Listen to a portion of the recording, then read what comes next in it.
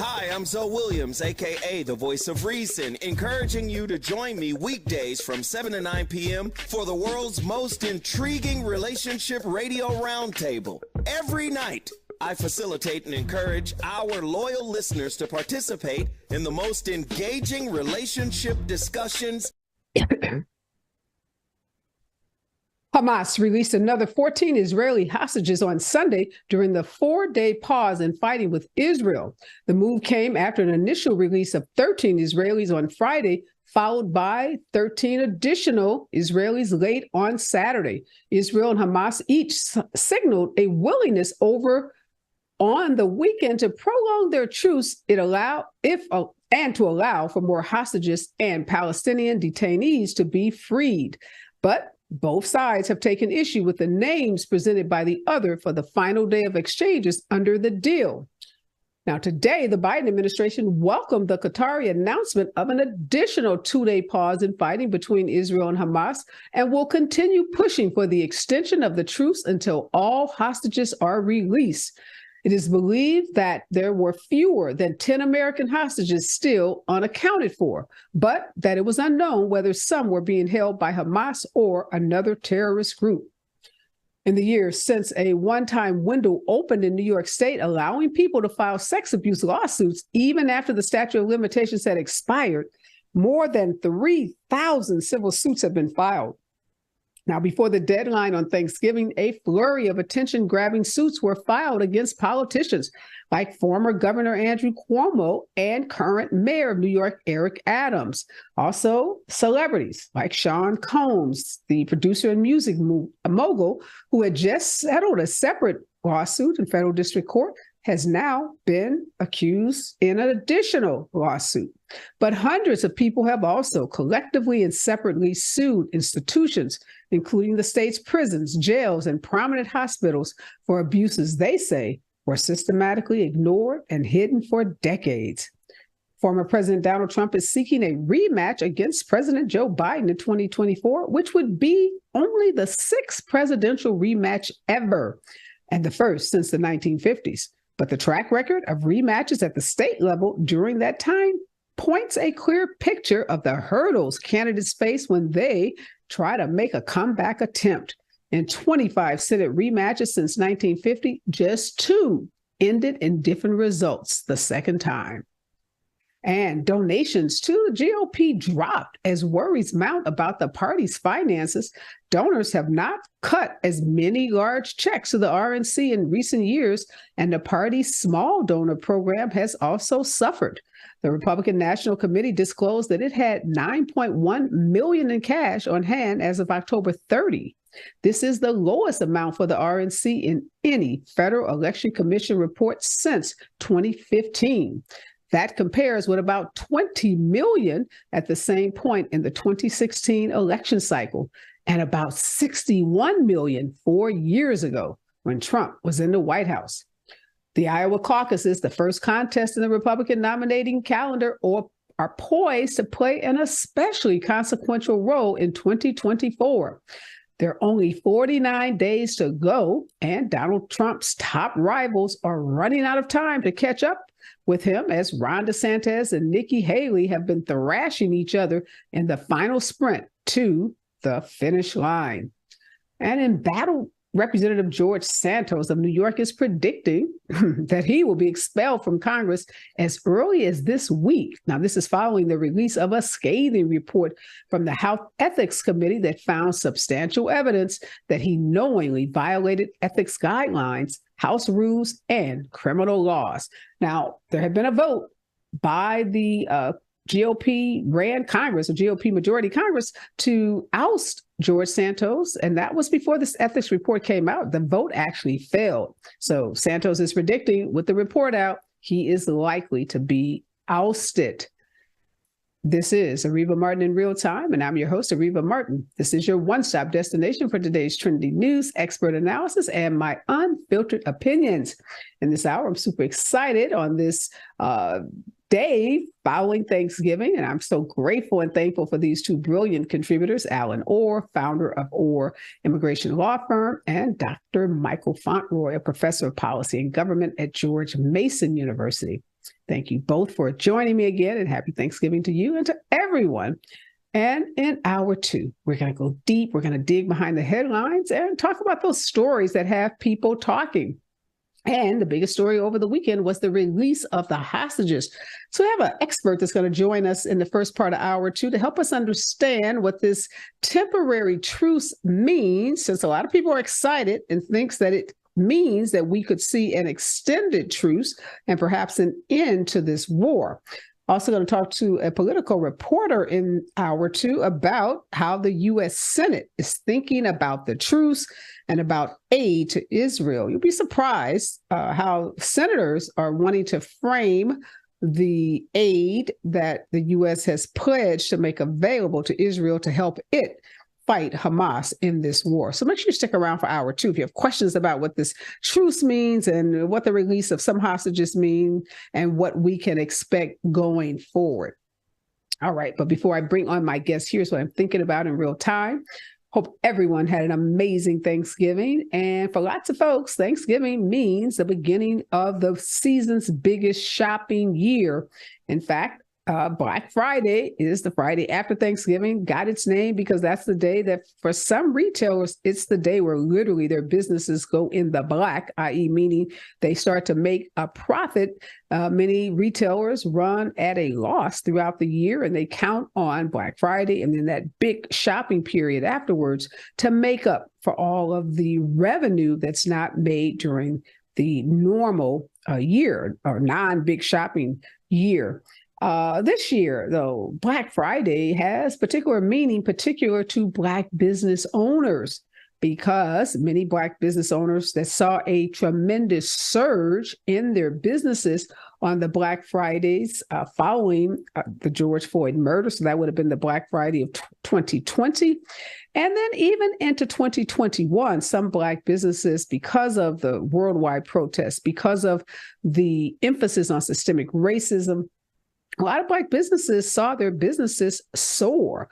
Black bookstores couldn't keep books on the shelves. They had people ordering massive numbers of books from all over the world. A lot of creators of products like Black hair care products and other kinds of items, clothing and jewelry made by Black business owners also saw them gain entree into big box stores like Walmart and Target and other big box stores that had been pretty much unavailable, inaccessible to them after George Floyd's murder and during the pandemic. A lot of those places started to change, and we saw Black businesses had their products on shelves. I know I noticed an increase in collaborations that were happening with stores like Target.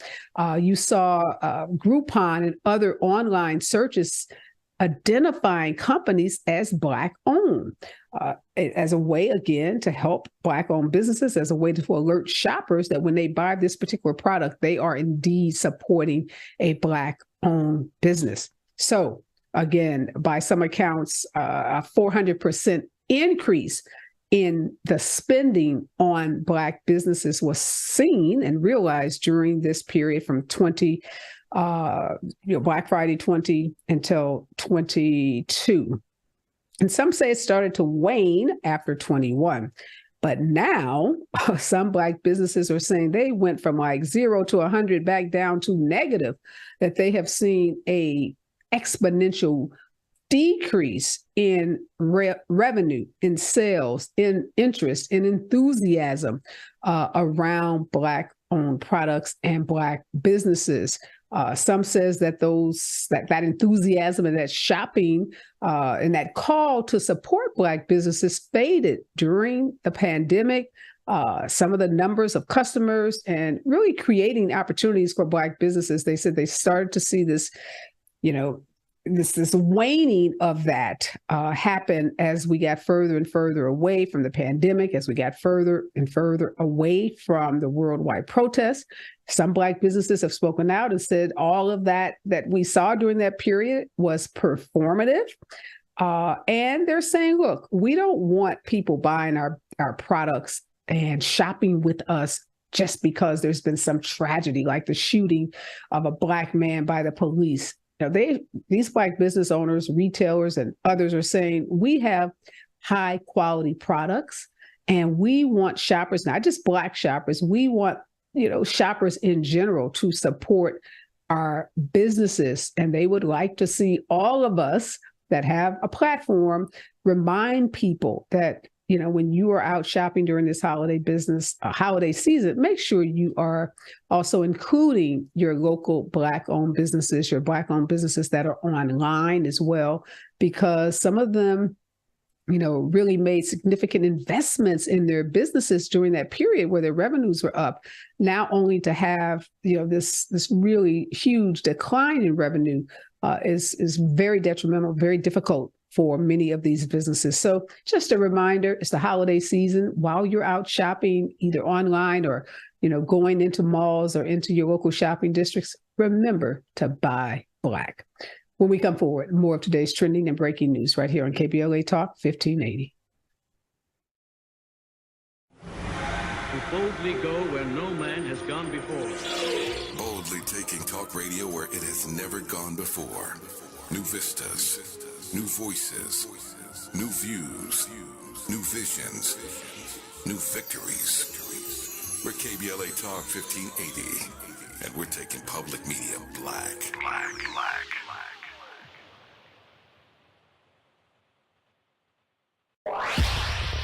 Follow the leader. KBLA Talk 1580. Follow the leader. If you're not following KBLA Talk 1580 on all of our socials, then you're missing out.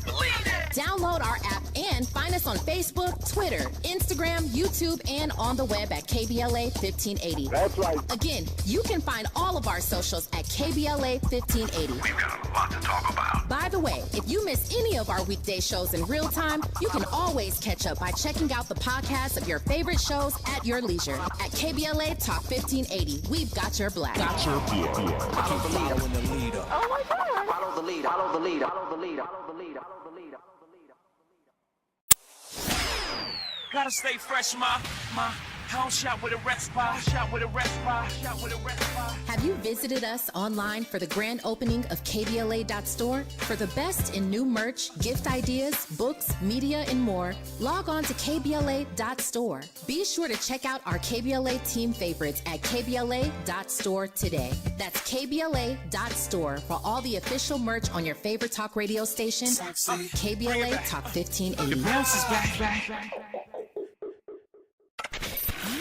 We've got a lot to talk about. Are you interested in catching up on all the latest entertainment news, trending topics, and exciting interviews? I got you. Tune in to The Raw Report with Robin Ayers, Monday through Friday, 6 to 7 p.m. I'm your host, Robin Ayers. Join me every weekday with some of the best entertainment contributors in the business as we break down what's going on, who's got next, and what not to miss.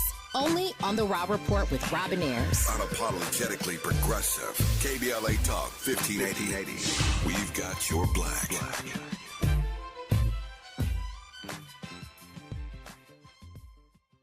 There's a new sheriff in town. All right, I'm Dr. Nicordelai Corte, and starting September 18th, I couldn't be more thrilled than invite you to join us for the launch of A More Perfect Union, weekdays right here on KBLA Talk 1580, weekdays from 1 to 2 p.m. Pacific Time, that's 4 to 5 p.m. Eastern. A More Perfect Union promises to deliver national news of consequence, informed opinion, and analysis beyond the headlines. As KBLA Talk 1580's chief national political analyst, every day you can expect your daily dose of political news of consequence. If you're looking to be engaged, enlightened, and empowered to be a part of the solution to issues related to national politics, elections, identity, culture change, and social justice, We are back, and in this hour, we are breaking down today's news, trending news, with Allen Orr. He is an immigration attorney. And in hour two, we're going to be talking about the hostages and the number of hostages that were actually freed by Hamas over the weekend. What does it mean as we see this temporary truce, this temporary ceasefire? We know humanitarian aid was allowed into Gaza over the weekend. And we have lots of folks calling for this temporary truce to become a permanent truce. Going to talk about that, and also what the U.S. Senate is thinking about how it should be supporting Israel during this war. We know lots of divisions in the Democratic Party and amongst even other kinds of leaders in the U.S. So we'll talk a lot about what's happening in terms of U.S. aid to Israel. But I'm so happy to have you here, Allen, because my lawyer buddy, this New York statute that was enacted that opened up the statute of limitation is literally the gift that keeps on giving. I mean, 3,000 civil lawsuits have been filed. The deadline to get those lawsuits filed was Thursday, Thanksgiving. I mean, some high-profile names are being called out. Andrew Cuomo, Eric Adams. We know, Sean Combs, otherwise known as P. Diddy, settled a big lawsuit after one day that we learned about it. And now there are other lawsuits. Jamie Foxx, I think I saw a lawsuit against him. I mean, so it's pretty substantial names on this list. What do you make of this? And should other states, i.e., be taking a page out of New York's playbook? Sorry, I had my mute on. I don't know. It's a little bit troubling for justice to sort of balance this out. The timeline is real, but depending on how far back these cases are, I wonder how much justice is actually going to be provided. And some things are going to be made on assessments of things that are presidential that are in the media, for like all these interviews that they were having back when they were stars, rapping and being rock stars, saying things that were just, that as a lawyer you would not have them say, but at the time they were just speaking very off the cuff. So I advocate for women, and I believe in justice for women. And I think that there is no time in which a person should be allowed to be harassed at work. And the statute of limitations being set for this period to have justice for these cases. But I wonder exactly how much justice is going to be served in this situation when you have so many cases that are coming through the system. Well, I mean, what are you concerned about? We know statute of limitations are there to ensure that cases are processed expeditiously so that, people's memories don't fade, so that evidence is not destroyed, so that there is some fairness to the process. But we do know things like murder in the criminal context have no statute of limitations. So we do have some precedent in our legal system to trying 30-year-old, 40-year-old cases in the context of murder. So what is your biggest concern when you say you're not sure justice is going to be served? But the standard for murder is higher than the civil charges that are being brought, right? This preponderance of the evidence charge is a lot less. And some of these things may be presidential just by the way that people present themselves. So is it justice or is it people who are now making assumptions, and that assumption is just enough to say, well, maybe I don't really like this person. This person has bad press. Maybe they did it. But you still have to bring evidence. I mean, just, anybody can file a civil lawsuit. You're right. Anybody can make baseless allegations. But for those allegations to move forward and to you to prove yourself, you still have to present witnesses. You still have to have some form of reliable evidence. So it's not as if you can walk into court and say 30 years ago, somebody, sexually harassed me and have nothing to establish that. So do you lack confidence in the jurors? Unfortunately, it's he said, she said, though. There's really not going to be an audience in many of these cases. I mean, at this last one with P. Diddy, there may be an audience in some cases, but in a lot of cases, it's going to be he said, she said, based on the memory. But that's how a lot of cases are anyhow, Allen, in this context, which is what has been so troubling to women, is that we know for years when women filed these kinds of cases, they were the ones who were maligned. They were the ones who were often not believed. They were the ones who lost their job, lost status, etc.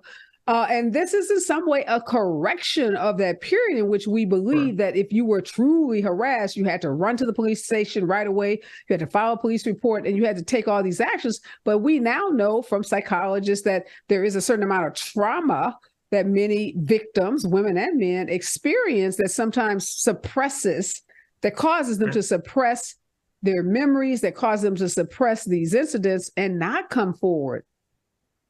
So understanding those situations being the same, technology is different today because I deal with this a lot in immigration, that some things may help support the story, phone locations, trackers, things that we have now that we didn't have before, videos, and different sort of surveillance. Like New York City, it's hard to be anywhere and not be on film. You have to know exactly what you're doing. Hotel monitors.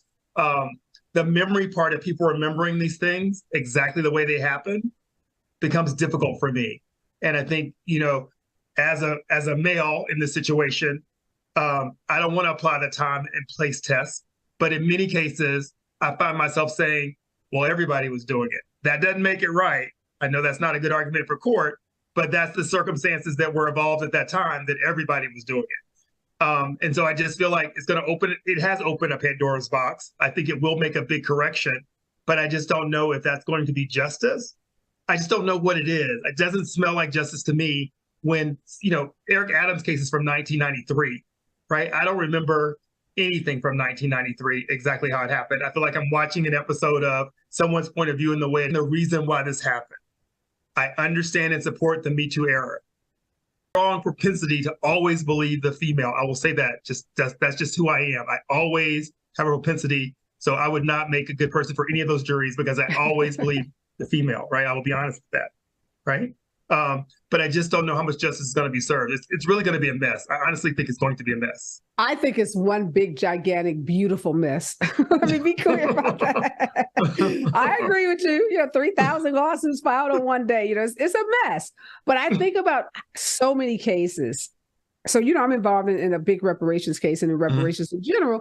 And I think about those cases. And I'm actually involved in a movement in California to try to do something very similar around reparations that we see happening here around these sexual assault cases, because there are things that happen in our society that happen to people who were so disenfranchised that they had no ability to speak up for themselves, to, take action. And we had, there were systems in place in our society that oppress people in such a significant way that it feels like, to me, an injustice for us not to do something to correct it. And I think about women. I've been a civil rights lawyer for, a minute here, and I have represented women in cases. I can remember them being scared to death. Yeah. Is anybody going to find out? Is my boss going to find out? Do I have to say this in front of someone? Not because it didn't happen, but just because of the balance of power, the patriarchy, right? That says women are often gold diggers. And if they did, if it happened, she must have wanted it. And why did you go to his apartment? And why did you go on the date? And why did you wear that dress so long, so short, so tight, so loose? So I don't know. It just feels like a little poetic justice. And you're right. I think back to the 80s, all the videos and just that whole era of misogynist war, right? Black women in particular who were debased, who were, defamed, maligned and everything. And there was a lot of abuse. I mean, you talk to folks, they tell you it was like the Wild Wild West. And exactly. I understand the argument of overcorrection. But I do feel like in this arena, this reparations, there are some things in our country that are so heinous and people felt so, unempowered to do anything about them that, hey, now we know better, so we get to do better. So, okay, we're going to agree to disagree on that one. No, I mean, I think with the reparations, there are going to be a little bit more receipts that are going to be available for you to use. I really want people, for me, from the theory of jurisprudence, will these cases end up in the value of a greater sort of justice system? What message will be taught or deterred? And your answer to me is it's not either of those things. It's just making the person whole. And I don't know if $50 20 years later is going to make someone whole. Well, what I also think is doing is sending a strong message about the way to conduct yourself in the workplace and things that were acceptable. I mean, women who literally, to keep a job, to stay employed, were expected to be treated like sex objects. Were expected to be patted on the butts and, people massaging your shoulders. Just horrible things that we had to endure in the workplace that was okay. And this is sending, I think, a strong message to particularly men in those power dynamics, that just because you are my boss, just because you are the president of this company doesn't give you the right to take advantage of me. And yes, I may go to your office because I want to get a raise. I may go out to dinner with you because I do want to talk about my career, but that doesn't mean that I'm giving you a green light to sexually assault me. And, we still have, and not you, Alan, you're very evolved, you're feminist, I'll say, but, there are still men who, and I've heard people say this around the Diddy case.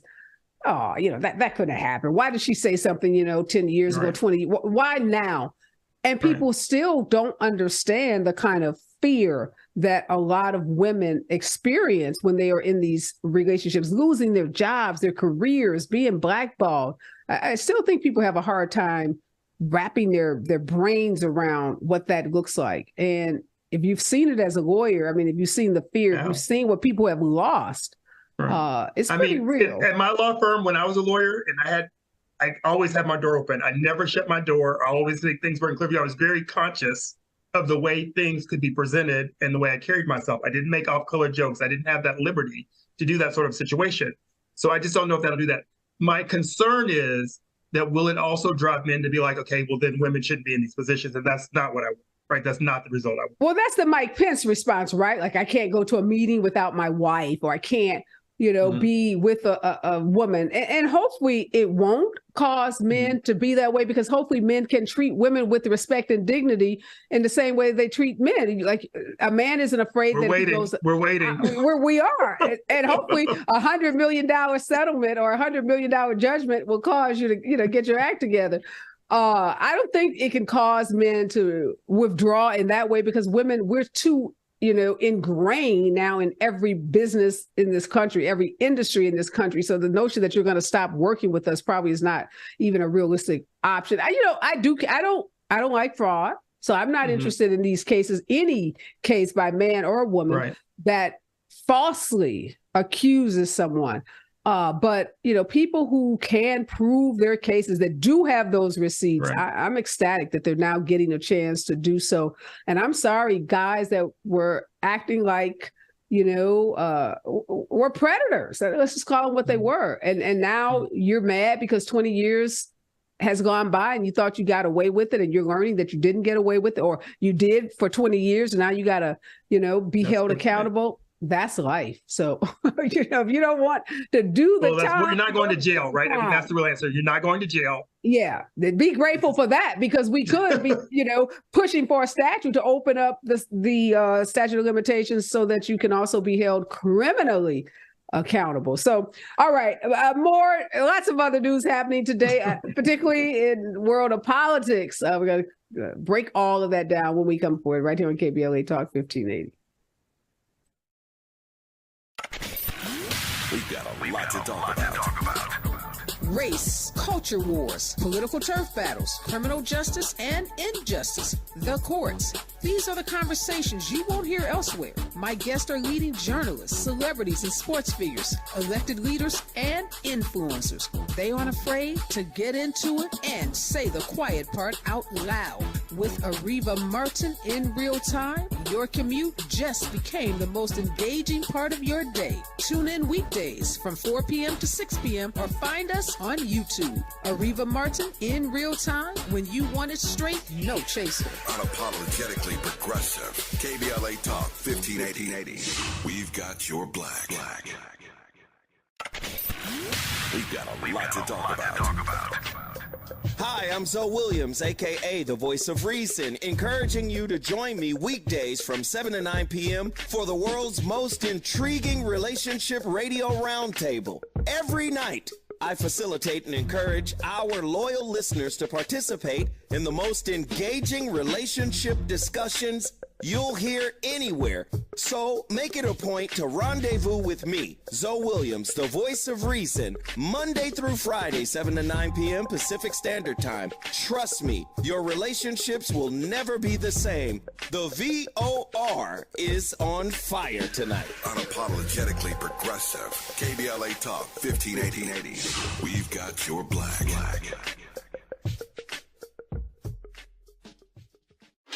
Here comes the brand new flavor in your head. Race, social justice, sports, politics, art, music, culture. We do it all on the D.L. Hughley Afternoon Show. If you're not tuning in, then you are definitely missing out. It's the D.L. Hughley Afternoon Show, weekdays from 2 to 4 only on unapologetically progressive KBLA Talk 1580. Like a brand new flavor in your head.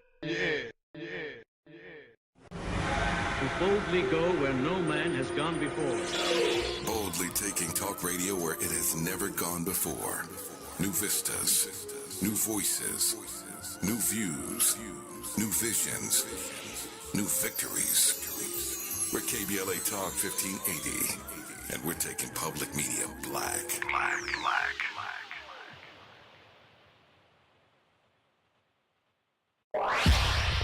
Follow the leader. KBLA Talk 1580. Follow the leader. If you're not following KBLA Talk 1580 on all of our socials, then you're missing out.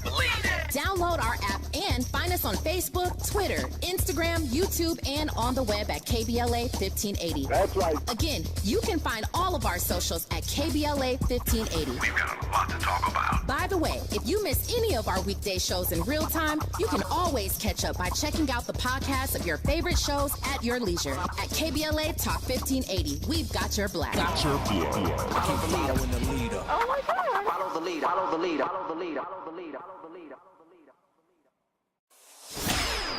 Gotta stay fresh, my house shot with a rest bar, shot with a rest bar, shot with a rest bar. Have you visited us online for the grand opening of KBLA.store? For the best in new merch, gift ideas, books, media, and more, log on to KBLA.store. Be sure to check out our KBLA team favorites at KBLA.store today. That's KBLA.store for all the official merch on your favorite talk radio station. KBLA Talk 1580. The bounce is back. We've got a lot to talk about. Are you interested in catching up on all the latest entertainment news, trending topics, and exciting interviews? I got you. Tune in to the Raw Report with Robin Ayers, Monday through Friday, 6 to 7 p.m. I'm your host, Robin Ayers. Join me every weekday with some of the best entertainment contributors in the business as we break down what's going on, who's got next, and what not to miss. Only on the Raw Report with Robin Ayers. Unapologetically progressive. KBLA Talk 1580. We've got your black.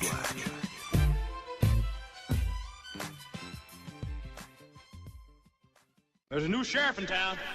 All right, I'm Dr. Cordelai Corte, and starting September 18th, I couldn't be more thrilled than invite you to join us for the launch of A More Perfect Union. Weekdays right here on KBLA Talk 1580. Weekdays from 1 to 2 p.m. Pacific Time. That's 4 to 5 p.m. Eastern. A More Perfect Union promises to deliver national news of consequence, informed opinion, and analysis beyond the headlines. As KBLA Talk 1580's chief national political analyst, every day you can expect your daily dose of political news of consequence. If you're looking to be engaged, enlightened, and empowered to be a part of the solution to issues related to national politics, elections, identity, culture change, and social justice, A More Perfect Union was designed for you. This daily political affairs show will feature notable journalists, industry leaders, lawmakers, change makers, tastemakers, and ordinary people motivated to do their part to reach beyond today's divisions, to make sense out of news of the day, and offer us all a chance to build a more perfect union. Come on and join me. KBLA Talk 1580. We've got a lot to talk about. We've got a lot to talk about. Hi, I'm Ray Richardson, your sports connection here at KBLA Talk 1580. Join me and my co-host Neil Scarborough every Saturday night at 7 for Out of Bounds, the show that brings some flavor to the world of sports for 60 minutes. We take you beyond the scores and press conferences. We give you our point of view, the way black folks see what's going down. You can join the conversation and give us your analysis at 1-800-920-1580. Out of Bounds every Saturday night at 7 on We are back, and this is Areva Martin in real time, and Allen Orr, an extraordinarily successful and brilliant immigration attorney, is here helping me break down today's trending news. And in hour two, we're going to be talking about the hostages that were freed over the weekend, the temporary truce that we see now between Hamas and Israel, and what the U.S. Senate is thinking about aid to Israel. Lots of different opinions about how much aid should be provided, if conditions should be attached to the aid that's given, what some of the senators are thinking about aid. I think it's going to be surprising to many of you. So make sure you stick around for hour two. Okay, Allen, let's talk a little politics. It is almost go time in Iowa. So those Iowa caucuses are coming up pretty quickly, right after the holiday, and those GOP contenders are, trying to make the last minute pitch to voters in Iowa. What are you making of Donald Trump's continued, double-digit lead over his opponents? Is there any possibility that Haley or DeSantis or, someone we're not thinking about ends up doing better in Iowa and maybe beating Donald Trump in Iowa?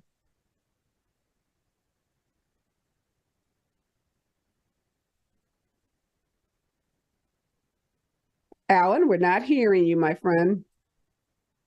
I'm sorry. I turned my mic off so you wouldn't hear me rattling paper. I apologize. I read today that if Chris Christie dropped out, then Nikki Haley may have a better chance of sort of securing a stronghold. My understanding is that Ron DeSantis is done for so many reasons that we just can't begin to sort of express them all, because he's just a catastrophe in Florida at this point. The troubling part I have isn't so much with who's running, it's the selection of the American people, right? Because once again, the issue isn't necessarily the candidate himself, because they're just being who they are, right? Trump can only be what he is. But Americans, some Americans, 33% of Republicans, 40% of Republicans, are choosing a person who's been indicted 91 times and has a history of this problem with the United States. And that's the real problem. Because to me, that says whether it's Trump or someone else, these individuals still aren't exactly on the same page of justice and democracy and constitutional law that I am. And what's so interesting, Allen, not only are they ignoring the 91 criminal counts against Donald Trump, they're also ignoring the fact that Donald Trump doesn't really have a plan for the country other than revenge. His biggest plan is to put in place cronies to install his people in every department, those that he doesn't totally eliminate, but any department that still exists, and to go after folks who he calls his enemies. That's the plan here. Occasionally he'll talk about Social Security, Medicare, the economy, but for the most part, it's about retribution and revenge. Mm-hmm. Which is not a platform. Right. So voters, are they just making up this fantasy in their minds that somehow he's going to be better on things like the economy, like healthcare, things that people generally want their president to have a platform on? I think it just makes them feel as though they're still in power, and that I don't know, I can't other word to say it than this white superiority complex that he sort of presents is something that they're attracted to. So it isn't about what he's doing, it's about how he makes them feel and how he makes them feel. It's a reality TV show, right? It's voting for this villain who's going to do all these things that make them feel like they won something, when in fact, they would never be at Mar-a-Lago. He would never have dinner with them. He's not the type of people they were hanging around before or afterwards. So I don't get it. Here in Tennessee, I talk to people all the time who are big Trump fans, and I go, he would never be seen with you. What are you talking about? Right? Well, talk to me about these people. That's good. I'm glad you're in the South. So we know he has a stronghold in a lot of Southern states. What is it that they say that you find credible? Now, some people are just, they are MAGA diehards, and they're just, what I'll call almost like cult members. But those people you have respect for, who are otherwise thoughtful people, what are they saying about why they are sticking with Trump, even over, not to say they would be with Biden, but why are they sticking with Trump over Nikki Haley or over a Chris Christie or any of the other Republicans that have run? So let's stick with the first obvious answer for most of the people that I know from here, is that they're billionaires, millionaires. And so it's the financial pocket, right? Taxes were lower. They weren't paying higher taxes. It's dollars and cents for them. The economy, society doesn't impact them anyway, right? Whether there's... But let me stop you right there, Allen. So if it's dollars and cents, they don't believe that the other GOP candidates will enact similar beneficial laws that, that benefit rich people. They don't think Nikki Haley's going to kowtow to, corporate America, or that Chris Christie. They think that they're going to be more like a Democrat in office. That they're going to Trump has already done it, right? They've already experienced it for 3.5 years of that tax break. And so they know it. And they know that he alleges that he has all this money, but they associate themselves with it. Now, on the other end, people who are financially disadvantaged, to me, are people who are making themselves up and coming up in the world, I would say, sort of struggling. They see Trump as their champion for whatever reason. And I don't understand it, because many of them don't own homes, right? They don't have these lavish cars. They're not taking lavish trips, right? So these tax breaks would never impact them at all. They're not. As a matter of fact, it hurts them. Many of the Trump policies hurt them. To me, it disadvantages everything that they think that they want to do. Many of them have farms and they can't get workers, right? Clear things, anti-immigration policy, that's not going to help you. Deporting people is expensive. That's an expensive proposition, and it's not going to help you with your fields or labor or help you get it. You already have a job. It's not going to increase your wages, right? This association that, inflation is higher, that Biden's made the inflation high. Well, inflation is high around the world. So, and we have one of the lowest rates there is. So help me understand what is. Trump's just going to be able to fix it because I saw it on television, because I heard it on Fox News, because I believe he believes in me, right? Let me ask you about that farmer. That's a great example, because that farmer who needs immigrant workers in order to run that farm, when Trump was in office, did they experience these incredible increases that they think they will get if he's in office a second time? I didn't know them perceptually. I didn't know them at that time, because that's before the time I actually got to meet them. But the concept is the borders being invaded, although these numbers, a portion of people have been coming through consistently, and you still don't see an immigration bill, right? The concept is the country's being invaded. We're being taken over, right? The sort of taking over concept that is going over and over again. And you will find in many of these small communities, I live 45 minutes outside of Nashville, that there are these big projects to stop development because so many people are moving here, that the developers are now turning farmland into subdivisions and houses and things like that. And so there's these big protect our land sort of movements that are happening here, right? And the answer to me is that's not a democratic thing. They're saying don't build these big developments because you're going to make housing available for these immigrants that we don't want? Well, just more people will be coming here. We just don't want more people at all. We're not, I mean, that I don't even know how to express it to you in such a way that I've never, the concept of building and advancement here is not a plus thing. In my town, there's one stoplight. And I go to the city council meetings, and a lot of the council meetings are about how they want the city not to develop, right? How they don't want people coming here, how they don't want things to change, right? How we like things just the way they have been, just the way they are, right? And that concept is alarming to me, but it helps me understand why they think that they're going to have a president in Trump that's going to stop all these things from happening, right? Because we all know, listen, there are more people here. The economy is what it is.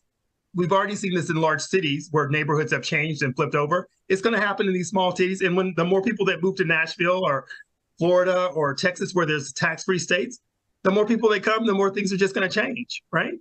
Yeah, this is really fascinating now. And when we come forward, I want to ask you about Black people in the South, because one of my contributors who's in South Carolina said what you just expressed is not just from white conservative voters, but he's hearing that from Black conservative or Black voters who he said many of whom have voted Democratic for years, who are now saying they're going to vote for Trump. So I want to find out how people in Tennessee are thinking about these issues, particularly Black voters, when we come forward. KBLA Talk 1580.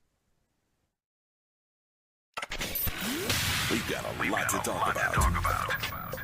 Hi, I'm Zoe Williams, a.k.a. the voice of reason, encouraging you to join me weekdays from 7 to 9 p.m. for the world's most intriguing relationship radio roundtable. Every night, I facilitate and encourage our loyal listeners to participate in the most engaging relationship discussions you'll hear anywhere. So make it a point to rendezvous with me, Zoe Williams, the voice of reason, Monday through Friday, 7 to 9 p.m. Pacific Standard Time. Trust me, your relationships will never be the same.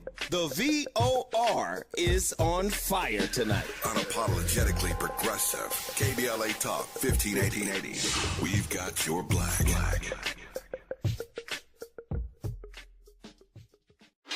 Here comes the brand new flavor in your ear. Race, social justice, sports, politics, art, music, culture. We do it all on the D.L. Hughley Afternoon Show. If you're not tuning in, then you are definitely missing out. It's the D.L. Hughley Afternoon Show weekdays from 2 to 4 only on unapologetically progressive KBLA Talk 1580. Like a brand new flavor in your ear.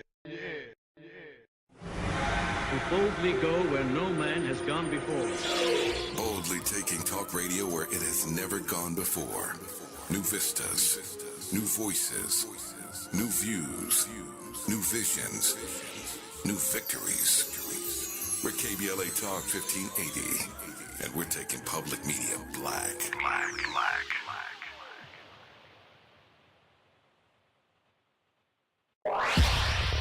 Follow the leader. KBLA Talk 1580. Follow the leader.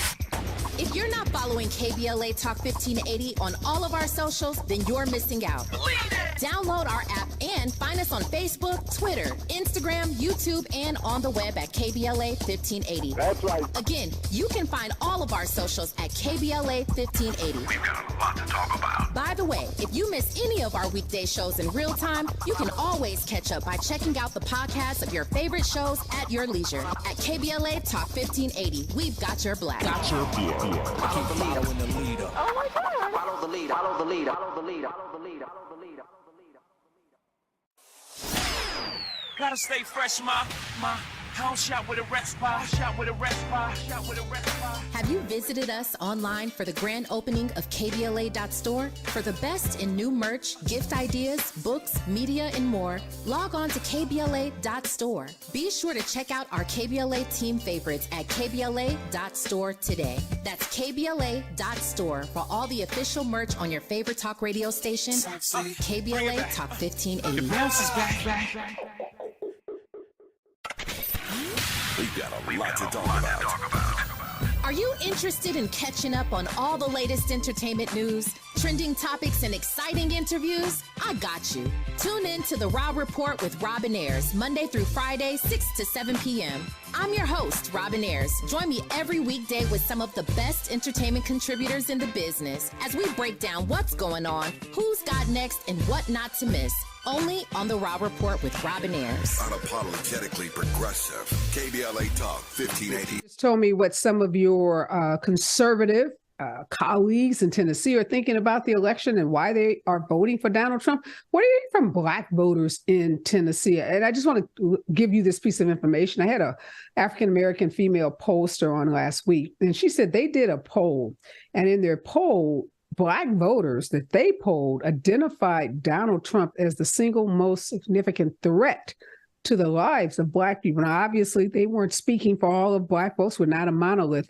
And like I also said, one of my South Carolina contributors said that a lot of Black voters are saying they're going to vote for Donald Trump as well. So I'm trying to, reconcile some Black folks saying he's the largest threat to our existence than any other individual on the planet versus these that are saying, hey, despite voting Democrat all my life, I'm going to vote for Donald Trump.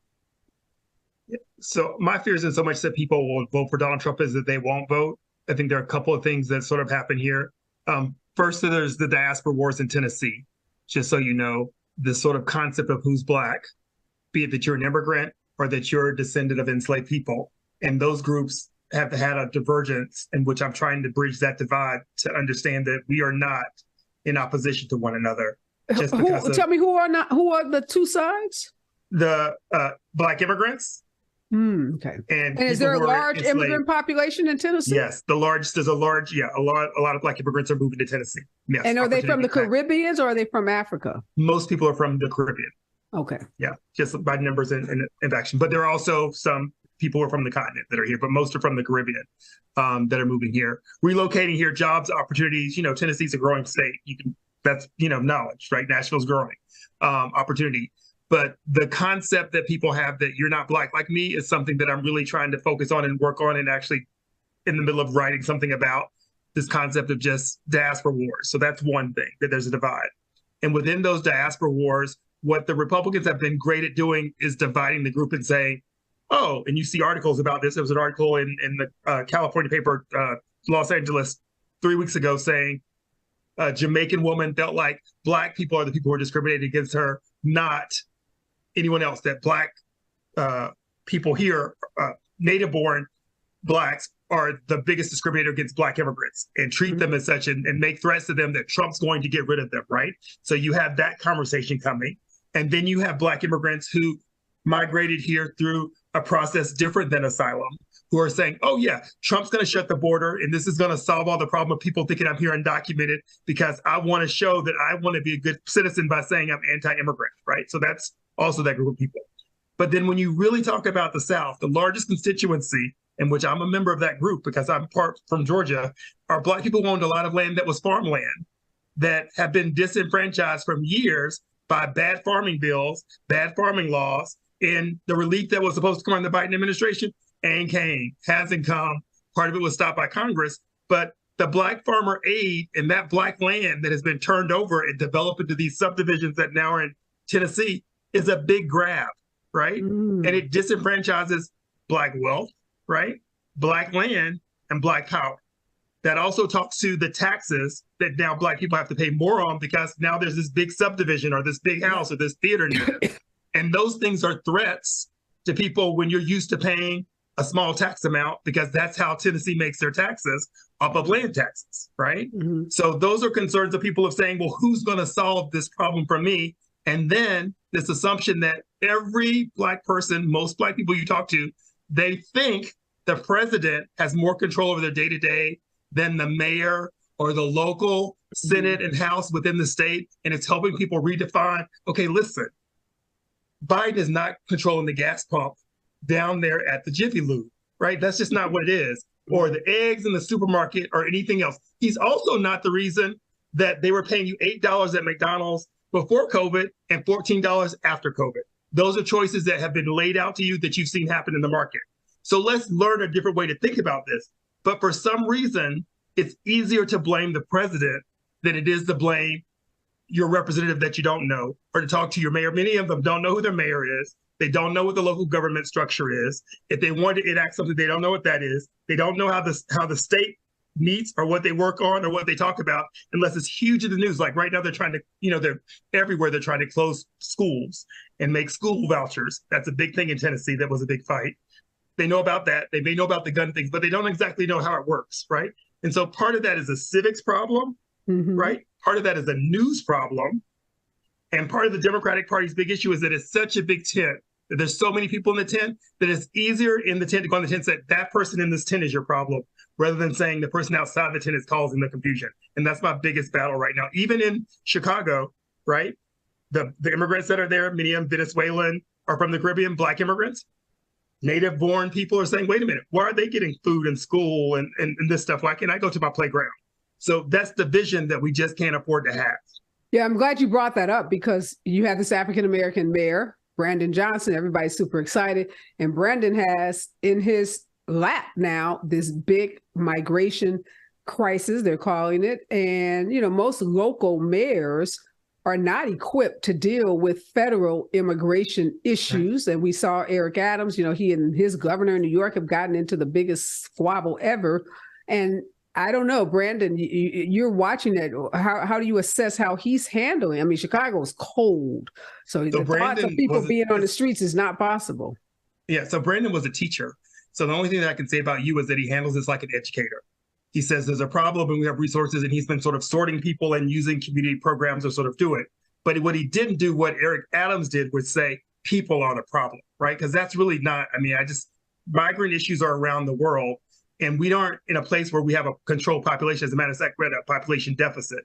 So his issue has been about doing the best they can in the situations. And while it's not perfect, right, he's meeting some standards that Eric Adams is not meeting, and he's doing it in a different way. Eric Adams threw the situation back in the president's lap rather than throwing it in his own state representative's lap. Many of those people are Republicans who are letting Greg Abbott bus migrants there, right? They didn't sort of ship the right. They let Providences or whatever areas of New York say, we're not taking any immigrants. I don't even know what that is. I don't even know what concept that is, where a government listens to people say, oh, you can't come here, right? In the same way they do prisons and everything else. So it's problematic when you start villainizing people and lessening their value. That's the one thing that I think is interesting when we look at the Middle East, what's going on in the Middle East, when we see what's going on in Congo. It's how we look at certain nationalities and say, this nationality deserves something, this other nationality doesn't deserve something, right? Because they're both just people. They're women, right? They're children. They're still children on both sides. So that sort of weighing of life is interesting to me in such a way that confronts me, that says, almost everywhere you read the American Constitution or you read what America stands for, liberty, opportunity, the place of dreams, come here, sort of do all these things, except when you're an immigrant, right? When you're a poor immigrant. Except when you're a dark-skinned immigrant, right? Exactly. If you're a rich immigrant, you do what you want to do. You're not just like that billionaire here, millionaire here. You're not going to have access issues no matter what, right? And I tell people this all the time. This is my biggest issue. Tell people, if Joe Biden is not reelected, Joe Biden, his kids, their kids, and their kids, they're going to be fine, right? They're going to go to school, drive nice cars, and have plenty of money. What about your kids? Well, those immigrants need to be afraid, because Donald Trump is talking about closing borders. He's talking about deporting people, a loyalty test to the U.S. I mean, the kinds of policies, when he does talk about policies beyond just revenge, are so draconian and so oppressive. So I wonder if that word is getting out to those. Well, it has. He promised a Muslim ban, right? He was in office. When he was in office, we went to court 3 times with regards to this Muslim ban. And now he says if he takes office again, Muslim ban. Muslim ban, yes. And we saw the chaos at airports. We saw just the chaos around it. But he's going further this time. It's not just a Muslim ban. He's talking about literally going into colleges. It's, basically, if you're anti-Israel, or pro-Palestinian, you failed the quote-unquote loyalty test. Yeah, so, I mean, the rhetoric has gone so far now. It's beyond just you're going to be banned just because you are a Muslim. You could be an American citizen, and if you don't follow the ideology or support the ideology of him, you could find yourself at risk. I'm so glad that you've identified Brandon Johnson. I want him to there's certain people you just want to succeed. And he's got a lot of challenges. These urban cities are difficult to manage. They're all underfinanced. They all, need everything. They have these very difficult, sometimes, councils, a board of aldermen, whatever you call them, that make policy and make enacting policies very difficult. I know a bunch of folks in Chicago are suing right now to prevent him from using schools and churches and other buildings to house these migrants. And, in Chicago, you cannot sleep on the streets. You have to provide shelter for people. You have dead bodies, dying from frost, being frostbitten, lined up on your street. So there's a lot. And thank you for the work you're doing, trying to get people to understand that these elections matter. And yes, the president cannot solve all of your problems. You do much better off getting involved in your local politics if you're looking for things that change your day-to-day life. The president definitely does matter. But the things that Biden gets blamed for, some of the things are just outrageous. I'll tell you, we're out of time, but everybody's talking about those checks they got under Trump.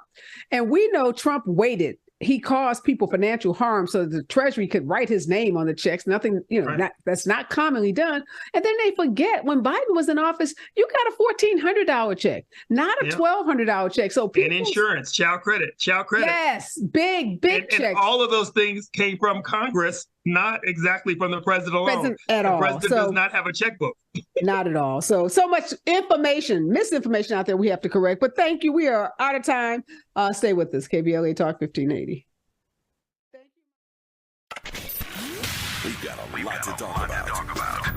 I'm Reverend Gerald, the life coach. Is someone you love struggling with addiction and mental illness? Is improving your family's health important? Want to leave a legacy that your family can grow? Are you ready to enhance your perception of life experiences? Then wake up weekends at 7 a.m. with Urban Family Focus and get the wisdom, opportunity, resources, and motivation to live your best life. Join the conversation on Urban Family Focus Saturday and Sunday at 7 a.m. Unapologetically progressive. KBLA Talk 1580. We've got your black.